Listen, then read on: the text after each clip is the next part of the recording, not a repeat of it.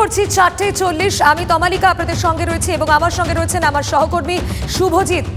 4:40 মানে রাজ্য, দেশ, বিদেশ সমস্ত খবর, এখনো পর্যন্ত ঘটে চলা ইম্পর্টেন্ট সমস্ত খবর, 40টা গুরুত্বপূর্ণ খবর আমরা আপনাদের সামনে তুলে ধরি এবং সেই সমস্ত গুরুত্বপূর্ণ খবর শুরু করছি আমরা। শুভজিৎ, আর শুরুতেই যে খবরের দিকে নজর রাখবো, বিশ্বভারতীর হোস্টেলে মিলল একাদশ শ্রেণীর ছাত্রের দেহ, মৃত্যু ঘিরে ঘনাচ্ছে রহস্য। পাঠ ভবনের একাদশ শ্রেণীর পড়ুয়া অসীম দাসের মৃতদেহ উদ্ধার হয় আজ সকালে। হোস্টেলের ঘরেই ঝুলন্ত দেহ মেলে তড়িঘড়ি তাকে স্থানীয় হাসপাতালে নিয়ে যাওয়া হয়। সেখানে চিকিৎসকরা অসীমকে মৃত বলে ঘোষণা করেন। এই ঘটনায় স্বাভাবিকভাবেই চাঞ্চল্য ছড়িয়েছে বিশ্বভারতী চত্বরে।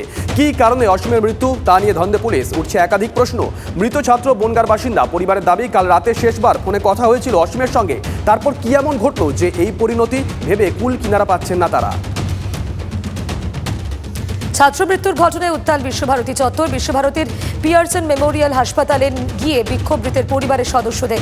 গেট ভাঙার চেষ্টা আত্মীয়দের। মৃতের পরিবারের অভিযোগ, তারা আসার আগে ডেথ সার্টিফিকেট ইস্যু করা হলো কিভাবে। এমনকি বিশ্বভারতীর নিরাপত্তা কর্মীদের সঙ্গেও ধস্তাধস্তি চলে মৃতের পরিজনদের। এই মৃত্যুর পিছনে কি কারণ রয়েছে তা জানা কর্তৃপক্ষ দাবি তাদের। খুনের অভিযোগে সরব মৃতের পরিবার। পুলিশ তদন্ত করে দোষীদের খুঁজে বের করুক, দৃষ্টান্তমূলক শাস্তি দেওয়া হোক তাদের দাবি অসীমের পরিবারে। গাড়ির লোনের টাকা দিতে না পারায় ক্রেতাকে শোরুমের মধ্যে খুন করে ঝুলিয়ে দেওয়ার অভিযোগ। চাঞ্চল্যকর ঘটনা নৈহাটির কল্যাণী হাইওয়ে এলাকায়। দুদিন ধরে আটকে রাখা হয় দাবি পরিবারের। ঋণের কিস্তি বাবদ দেওয়া চেক বাউন্স হওয়ার পরেই সমস্যা শুরু হয়। এরপরেই গাড়িটির ক্রেতা সাদ্দাম হোসেনকে ডেকে পাঠায় শোরুম কর্তৃপক্ষ। অভিযোগ, সেখানে আটকে রেখে তার উপর চলে বেধড়ক মারধর। টাকা জোগাড় করতে আতঙ্কিত যুবকের ফোন আত্মীয় বন্ধুদের। পরিবারের লোকেরা পৌঁছলে জানতে পারে শোরুমে নাকি আত্মঘাতী হয়েছেন সাদ্দাম। সত্যিটা কি, উত্তর খুঁজছে পুলিশ। এখনো পর্যন্ত গ্রেপ্তার শোরুমের মালিক সহ 3। কর্মসূত্রে ভিন রাজ্যে গিয়ে আত্মঘাতী শান্তিপুরের এক যুবক। ঘটনাকে ঘিরে শোকের ছায়া শান্তিপুরের 16 নম্বর ওয়ার্ডে। বছর কুড়ির রাকেশ ঘোষ মাত্র দিন 10 আগে মহারাষ্ট্রের পুনের একটি হোটেলে কাজ করতে যান। আজ সকালে বাড়িতে খবর আসে হোটেলের বাথরুমে গলায় ফাঁস লাগিয়ে আত্মহত্যা করেছেন তিনি। পরিবারের বক্তব্য, প্রেমের সম্পর্কে টানাপোড়েনের জেরেই মানসিক অবসাদে ভুগছিলেন। সেই কারণেই বাইরে চলে যাওয়ার সিদ্ধান্ত। আজ বাড়ি থেকে বারবার ফোন করা হলেও তিনি তোলেননি। তারপরই আসে মৃত্যুর খবর। দেহ ফেরানোর দাবিতে প্রশাসনের দ্বারস্থ পরিবার। হুগলির কোন্নগরে চটকল এলাকায় তরুণীকে গণধর্ষণ। শুধু তাই নয়, ঘটনার ভিডিও তুলে রেখে তা ভাইরাল করে দেওয়ার হুমকি দিয়ে বারবার ধর্ষণের অভিযোগ 4 যুবকের বিরুদ্ধে। গত মাসের শুরুতে এলাকারই এক যুবক তাকে ধর্ষণ করে ভিডিও তুলে রাখে বলে দাবি নির্যাতিতার। সেই ভিডিও দেখিয়ে বাকি অভিযুক্তরা বারবার ধর্ষণ করে বলে অভিযোগ। পরে ভিডিও ভাইরাল করে দেওয়া হয়। এরপরে তরুণীর পরিবারের পক্ষ থেকে শ্রীরামপুর মহিলা থানায় অভিযোগ দায়ের করা হয়। 4 অভিযুক্তই পুলিশের জালে। স্থানীয়দের অভিযোগ, গণধর্ষণে অভিযুক্তদের ছেড়ে দিতে চাপ দেন কোন্নগর পুরসভার 3 নম্বর ওয়ার্ডের তৃণমূল কাউন্সিলর, যদিও তিনি এই অভিযোগ উড়িয়ে দিয়েছেন। হাসখালি কাণ্ডে ফের এলাকায় গিয়ে জিজ্ঞাসাবাদ তদন্তকারী সিবিআই অফিসারদের। আজকে অভিযুক্তের বাড়ি এবং সংলগ্ন এলাকায় যান গোয়েন্দারা। হাসখালি ধর্ষণ কাণ্ডে ধৃত ব্রজগোপাল ওরফে সোহেলের সঙ্গে কথা সিবিআই এর।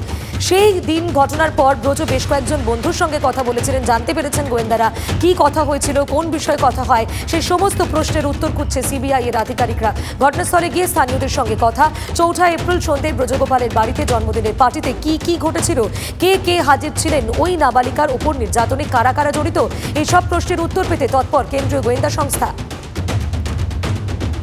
টান টান চিত্রনাট্য। খাস কলকাতায় কিডন্যাপ কেস। অপহৃত ব্যবসায়ী 40 লক্ষ টাকা মুক্তিপণ দাবি। তবে পুলিশের সক্রিয়তায় 24 ঘন্টার মধ্যে উদ্ধার। কসবা শপিং মলের সামনে থেকে অপহরণ করা হয়েছিল ওই ব্যবসায়ীকে। পুলিশ সেজে অপহরণ করা হয়, তারপরেই মুক্তিপণ দাবি করে অপহরণকারীরা।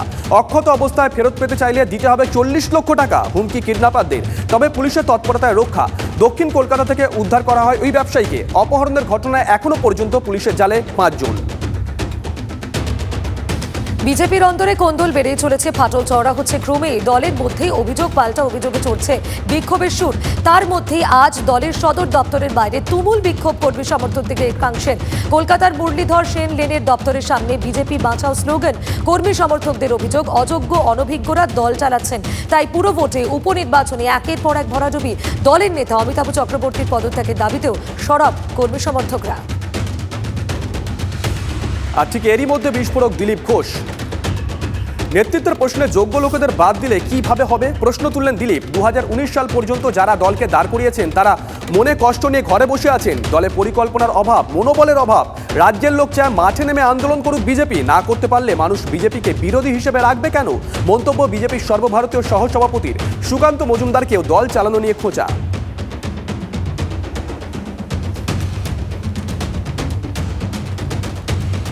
বিজেপি নেতা তথাগত রায় টুইটের খোঁচার পাল্টা জবাব দিলেন দিলীপ ঘোষ। নাম না করে তথাগতকে আহম্মক বলে কটাক্ষ।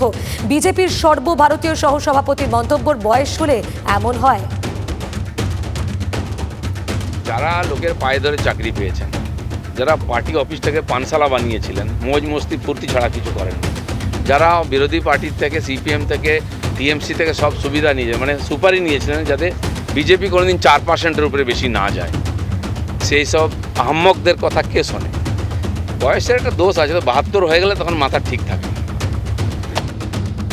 অন্যদিকে দুর্গাপুরের শ্রমিক নগরে ফুচকা বিক্রেতাকে পিটিয়ে খুনের ঘটনায় এবার সিবিআই তদন্ত দাবি সুকান্ত মজুমদারের। রামপ্রসাদ সরকার নামে ওই ব্যক্তিকে খুনের অভিযোগ উঠেছে এলাকার তৃণমূল কাউন্সিলর ঘনিষ্ঠ বেশ কয়েকজনের বিরুদ্ধে। ইতিমধ্যেই 3 জনকে গ্রেপ্তার করেছে পুলিশ, কিন্তু এর পিছনে রয়েছে বৃহত্তর ষড়যন্ত্র। অভিযোগ বিজেপির রাজ্য সভাপতির। মৃত ব্যক্তি ছিলেন বিজেপির স্থানীয় বুথ সভাপতির বাবা। ছেলে বিজেপি নেতা হওয়ায় তৃণমূলের সন্ত্রাসে এই খুন বলে অভিযোগ পদ্ম শিবিরের। এদিন মৃতের বাড়িতে যান সুকান্ত মজুমদার। সেখানেই শাসক দলকে তীব্র আক্রমণ ও সিবিআই তদন্তের দাবি তোলেন তিনি। বিডিওকে খুনের হুমকি দেওয়ার অভিযোগ, গ্রেপ্তার বিজেপি নেতা। মুর্শিদাবাদের শামশেরগঞ্জে চাঞ্চল্য। অভিযোগ বিজেপি নেতা মিলন সিং এর বিরুদ্ধে। সোশ্যাল মিডিয়ায় বিডিওকে হুমকি দিয়ে তার একটি পোস্ট ভাইরাল হয়েছে। মিলন সিং নিজেও শামশেরগঞ্জ থানা এলাকার বাসিন্দা। এলাকার বিডিওকে কার্যত দেখে নেওয়ার হুমকি দিয়ে পোস্টটি করা হয়। কথা মতো কাজ না করলে পরিবারকে হারানোর হুমকি পর্যন্ত দেওয়া হয় পোস্টে। এরপরই সক্রিয় প্রশাসন, গ্রেপ্তার বিজেপি নেতা। ঘটনাকে ঘিরে শোরগোল চরমে। বাঁকুড়ার বিষ্ণুপুর সাংগঠনিক জেলার বিজেপি মণ্ডল সভাপতিদের নাম ঘোষণা হতেই দলের অন্দরে বিদ্রোহের সুর। দলের নেতাদের মাসোহারা না দেওয়াতেই বাদ বিস্ফোরক দাবি সদ্য প্রাক্তন এক মণ্ডল সভাপতির। ঘটনাটি ঘটেছে বাঁকুড়ার বিষ্ণুপুর সাংগঠনিক জেলার পাত্রসায়রে। 2 নম্বর মণ্ডলের দীর্ঘদিনের সভাপতি তমালকান্তি গুঁইকে বদলে দায়িত্বে আনা হয় অনুপ ঘোষকে। এরপরেই ক্ষোভের বিস্ফোরণ। স্থানীয় বিজেপি বিধায়ক, সাংসদ ও দলের জেলা নেতৃত্বের বিরুদ্ধে একের পর এক তোপ দাগেন। দলের অভ্যন্তরীণ বিষয়, তাই প্রকাশ্যে এ নিয়ে কথা বলা হবে না, জানিয়েছেন স্থানীয় বিজেপি বিধায়ক দিবাকর ঘরামি। বিধানসভায় সাসপেনশনের বিরুদ্ধে এবার হাইকোর্টে মামলা দায়ের শুভেন্দু অধিকারীর। শীঘ্রই শুনানির সম্ভাবনা। বিচারপতি রাজাশেখর মান্থার সিঙ্গেল বেঞ্চে। বিধানসভার বাজেট অধিবেশনের শেষ দিনে অধিবেশন কক্ষে বিজেপি তৃণমূল বিধায়কদের হাতাহাতির ঘটনা ঘটে। এই ঘটনায় স্পিকার সাসপেন্ড করেন বিরোধী দলনেতা সহ 5 জন বিধায়ককে। অধিবেশনের আগেই বিজেপি বিধায়ক মিহির গোস্বামী, সুদীপ মুখোপাধ্যায় সাসপেন্ড ছিলেন। মামলার জল কোন দিকে গড়ায়, নজর সব পক্ষের। আজই দুদিনের বিশ্ববঙ্গ বাণিজ্য সম্মেলনের শেষ দিন। শিল্প ডেস্টিনেশন বাংলায় দুর্যোগেও থমকে নেই রাজ্যের উন্নয়ন। গত দুদিনে 137টি মৌ স্বাক্ষর, 3,42,375 কোটির বিনিয়োগ প্রস্তাব। দাবি মুখ্যমন্ত্রী মমতা বন্দ্যোপাধ্যায়ের। ইতিমধ্যে আগামী 10 বছরে বাংলায় 10,000 কোটি টাকার বিনিয়োগের কথা ঘোষণা আদানি গোষ্ঠীর। 20 থেকে 25,000 কর্মসংস্থানের প্রতিশ্রুতি। বড় অঙ্কের বিনিয়োগের প্রতিশ্রুতি উইপ্রোর তরফেও। 22 বিজনেস সামিট থেকে রাজ্যে 40 লক্ষ নয়া কর্মসংস্থানের দিশা, দাবি মুখ্যমন্ত্রী। রাজ্যের স্বাস্থ্যক্ষেত্রে বড় বিনিয়োগের বার্তা। 3,500 কোটি টাকার লগ্নির প্রস্তাব। এর মধ্যে অ্যাপোলো হাসপাতাল গ্রুপে 1,000 কোটি টাকা বিনিয়োগ করতে চায় বলে খবর। পাশাপাশি একাধিক বেসরকারি হাসপাতালের তরফেও বিনিয়োগের আশ্বাস রাজ্যকে। স্বাস্থ্য সাথী প্রকল্পের প্রশংসায় দেবী শেঠি। নারায়ণা গ্রুপের বক্তব্য, রাজ্যে আরও একটি হাসপাতাল করতে চায় তারা। 1,000 কোটি টাকা বিনিয়োগের প্রস্তাব রাজ্যকে, জানিয়েছেন নারায়ণা গ্রুপের চেয়ারম্যান দেবী শেঠি। বিশ্ববঙ্গ বাণিজ্য সম্মেলন নিয়ে বিরোধীদের নিশানায় রাজ্য। কোটি কোটি টাকা খরচ করে এত জাঁকজমক করে সম্মেলনের মানে কি? শিল্প কোথায়? কটা কারখানা হয়েছে বাংলায়? প্রশ্ন বিরোধী শিবিরের। আবার সেই বিখ্যাত জলসাটা আমরা দেখলাম, যেটা কবছর বন্ধ ছিল। সেই ভাষণ, সেই ডায়লগ, সেটাও দেখলাম। মাননীয় মুখ্যমন্ত্রী বারবার বলেন সিলিকন ভ্যালি, তো তার ছবিও আমি পোস্ট করেছি, দেখবেন। সেখানে বড় বড় জঙ্গল। এই বাংলায় দুর্ভাগ্য আমাদের এইটাই যে বাংলা থেকে শিল্পপতিরা পালায়। মুখ্যমন্ত্রী, আপনি তো 6 নম্বর শিল্প সম্মেলন করেছেন। আমি চ্যালেঞ্জ করছি, আপনি 6টা কারখানার নাম বলুন যার গেটের ফিতে আপনি কেটে উদ্বোধন করেছেন। একদিকে যখন চলছে বেঙ্গল গ্লোবাল বিজনেস সামিট, অন্যদিকে দেউছায় তোলপাড়। আন্দোলনকারীদের পাশে বিরোধী দলনেতা শুভেন্দু অধিকারী। জমি আন্দোলনকারীদের পাশে দাঁড়াতে দলের একাধিক নেতা বিধায়ককে নিয়ে গতকালই তিনি পৌঁছে যান এলাকায়। জোর করে জমি নিলে কড়া প্রতিরোধ, হুঁশিয়ারি শুভেন্দুর গলায়। জবাব দিতে পিছুপা নয় তৃণমূলও। শেষ পর্যন্ত দেউছার ভবিষ্যৎ কি? বাণিজ্য সম্মেলনের ফাঁকে তা এখনও কোটি টাকার প্রশ্ন। সরকারের মাথা ব্যথার কারণ হয়ে উঠেছে দেউচা পাচামি খনি প্রকল্প। দেউচা কি আগামী দিনে নন্দীগ্রাম সিঙ্গুরের পথেই হাঁটবে? সেই প্রশ্নই এখন বড় হয়ে উঠেছে। জমি আন্দোলনে একরোখা মনোভাব আদিবাসীদের একাংশের। আন্দোলনের রাশ হাতে নিতে মরিয়া বিরোধী শিবির, বিশেষ করে বিজেপি।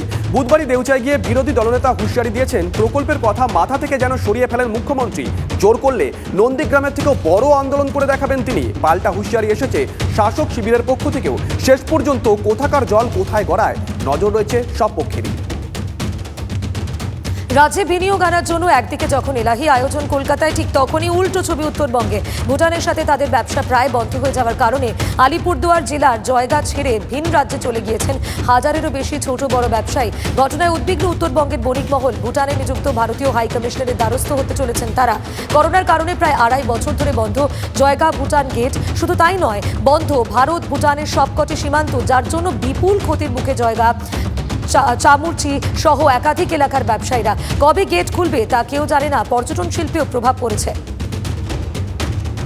স্কুল যাওয়ার পথে লরির চাকা পিষ্ট হয়ে মৃত্যু ক্লাস 6-এর এক ছাত্রীর। ঘটনার জেরে রণক্ষেত্র কালনার মুক্তারপুর এলাকা।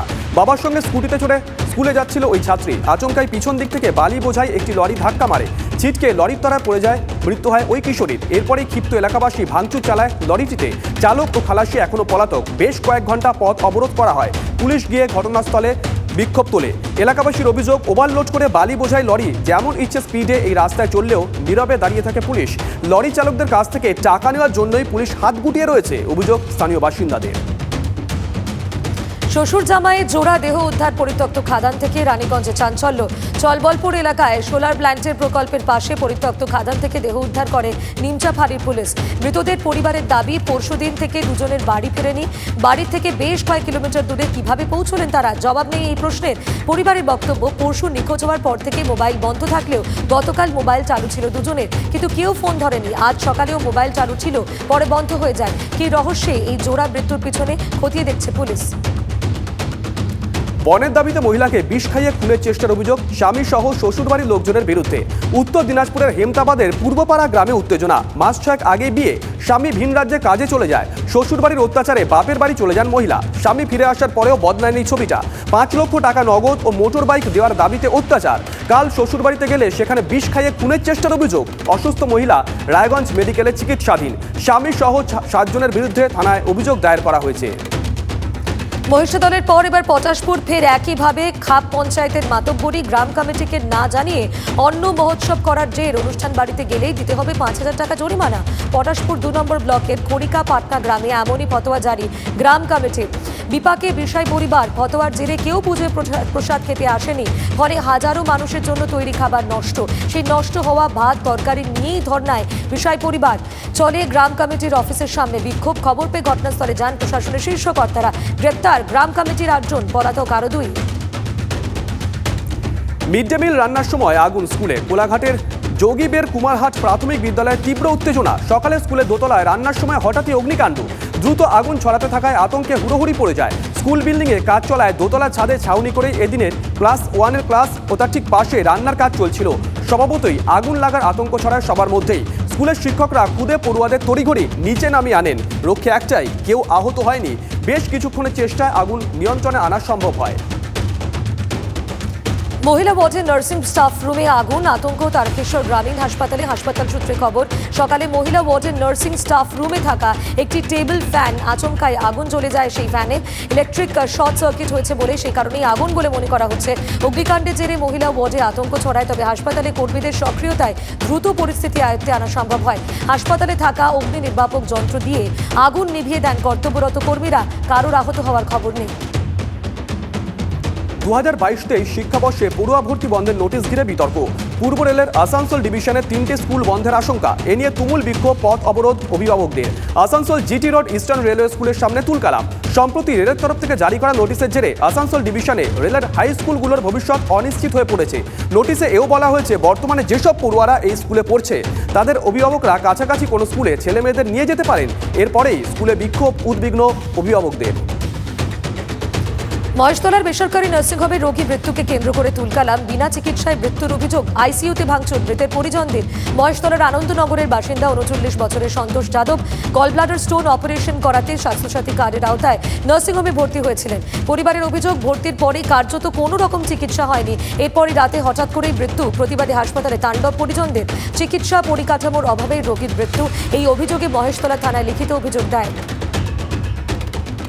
TV9 বাংলার খবরে জের মালদার বৈষ্ণবনগরে তৃণমূল কর্মীর স্ত্রী ও তার মেয়েকে মারধরের ঘটনায় অভিযুক্ত এএসআইয়ের বিরুদ্ধে তদন্ত শুরু জেলা পুলিশের।